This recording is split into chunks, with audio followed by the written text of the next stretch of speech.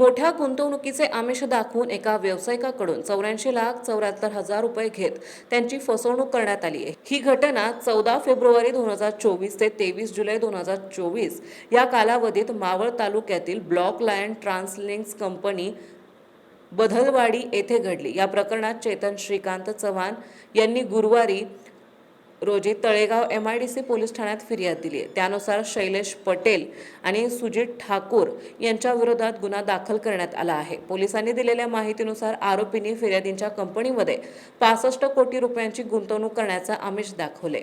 या गुंतवणुकीसाठी मार्जिन मनी म्हणून त्यांनी फिर्यादींकडून वेळोवेळी 84,74,000 रुपये स्वतःच्या बँक खात्यात जमा करून घेतले, मात्र प्रत्यक्षात कोणतीही गुंतवणूक न करता पैसेही परत न केल्याने फसवणूक झाल्याचं उघड झालंय। तळेगाव MIDC पोलीस याबाबत अधिक तपास करीत आहेत।